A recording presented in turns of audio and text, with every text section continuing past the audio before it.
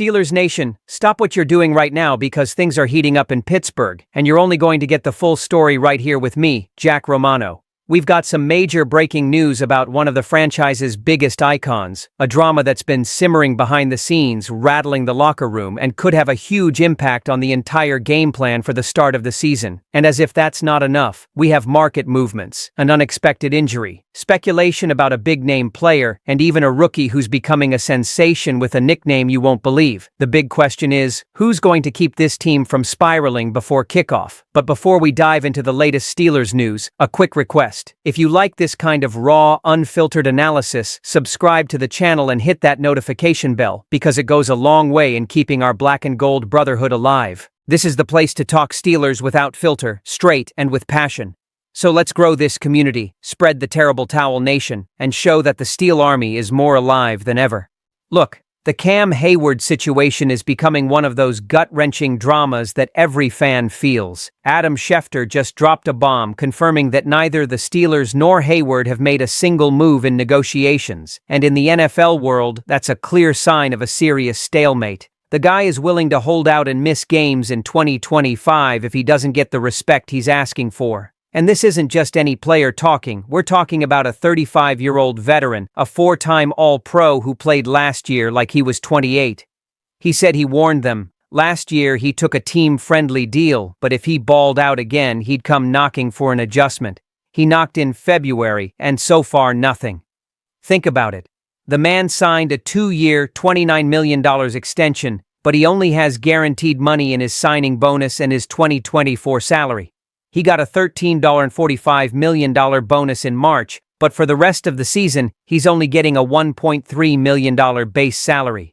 That's a tough pill to swallow when you see the team spending big to bring in guys like DK Metcalf, Jalen Ramsey, Jonnu Smith, Darius Slay, and reinforcing TJ Watt. All of them are getting paid well, some without ever being a part of the past glory, while the guy who is practically the soul of this defense is left waiting. And Schefter also said he feels like he's been left out, even though he's respected across the league and was nominated for the Walter Payton Man of the Year. Our GM, Omar Khan, dodged the question, saying only that he wants everyone focused on being champions.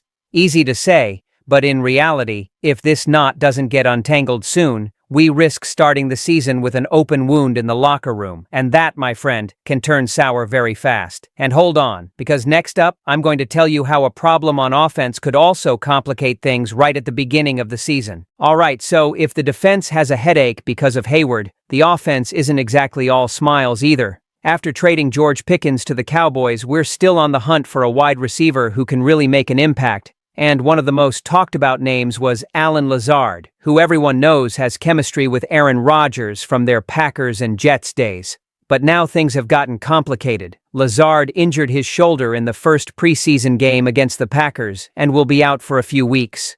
This already casts doubt on whether he would be ready for the start of the season, and of course, it pours cold water on the idea of an immediate trade. Think of the risk. Are you going to pay a high price for a guy who might not even be 100% for the opener? And there's also the detail that we face the Jets in Week 1. Trading with a Week 1 rival? It's not impossible, but the cost goes up, and then the deal isn't as attractive. The problem is that outside of Garrett Wilson, the Jets' receiving group is weak, so it's tough for them to let go of Lazard right now. This leaves us in a bit of a bind. Either we look for another name on the market, or we wait for him to recover, risking starting the season with fewer options than we should. The Black and Gold Nation is debating this everywhere because a reliable target for Rodgers is a top priority. And between you and me, without a solid WR, the offense loses a lot of the explosive power we need to compete from the start. And since I mentioned Rodgers, hold on tight because the next bombshell involves him, and it could completely change the face of our receiving core if it goes down. Now, pay close attention to this, because if it happens, it will rock the Steel City in a way we haven't seen in a long time. Aaron Rodgers is pulling strings to bring none other than Odell Beckham Jr. to the Steelers. That's right, you heard me. OBJ himself said on Bill Maher's podcast that he's already had conversations with Rodgers about coming to Pittsburgh. And it wasn't just some vague talk, he hinted that it's a real possibility. Just imagine Rodgers and Beckham together, even late in their careers, would be a headline everywhere and would inject a massive dose of adrenaline into the terrible towel nation. The two have always admired each other but never played together.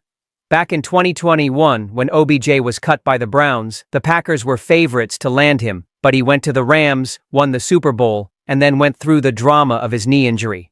After that, he had his ups and downs. He sat out a year, played for the Ravens, then the Dolphins, but without star numbers, only 9 catches for 55 yards last season.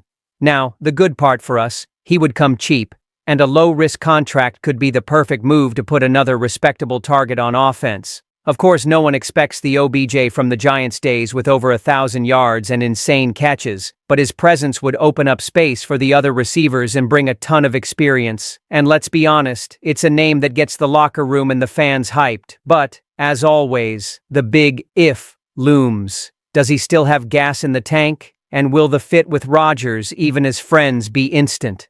I'll tell you, fan, if this negotiation moves forward, it will dominate the headlines and might even change the way we look at the season. And speaking of a name that's winning everyone over, in the next segment I'm going to introduce you to a rookie who arrived with no fanfare and is already becoming a star with a Hollywood-worthy nickname. My friend, this is one of those stories that makes us remember why training camp is so magical. Max Hurleman, an undrafted rookie who arrived as a virtual unknown, is stealing the show and even earning a movie star nickname, Tom Cruise. And it's not just because of his face and a strong chin, it's because the guy can do a backflip in full uniform after scoring a touchdown. He came from Notre Dame and Colgate and is showing insane versatility. He runs, catches, blocks, returns kicks, covers, all with an intensity that keeps every coach's eye on him. Mike Tomlin has noticed the veterans are talking, and the fans are loving it. In the first preseason game against the Jaguars, he played more than half of the offensive snaps, scored a TD, made a tackle on special teams, and earned applause with his extra effort on the field. Mark Caboli said he's one of the first to arrive and the last to leave practice, spending an extra 20 minutes on the jugs machine perfecting his catches. And it's not just for show. He's got the background. He led Notre Dame in special team snaps and was the best player in that unit in the Patriot League before that. Of course, the battle to make the final roster is tough, but the practice squad is very possible. And with the way he's going, it might just be a matter of time before he earns a real spot. The Terrible Towel Nation is already watching, the forums are blowing up, and everyone wants to see what he'll do in the coming weeks. And hey, hold on tight, because in the conclusion, I'm going to tie all these pieces together and show you why this moment could be decisive for the Steelers' immediate future. So fan, here's what's on the table now. A defensive leader stuck in a stalemate that could rock the locker room, an offense looking for pieces and seeing options fall through, a veteran quarterback trying to pull in a legendary name, and a rookie who, out of nowhere, has become a sensation. It's one of those moments where everything seems up in the air, ready to fall one way or another, and every decision is crucial. The question that remains is, which of these stories will define the start of 2025? This is the home of the real Black and Gold Nation, where we live every detail and feel every beat of this team. So go ahead and like the video, comment on what you think will happen, and get ready, because the next content will bring more than just news. It will have hot analysis of what could turn the season around.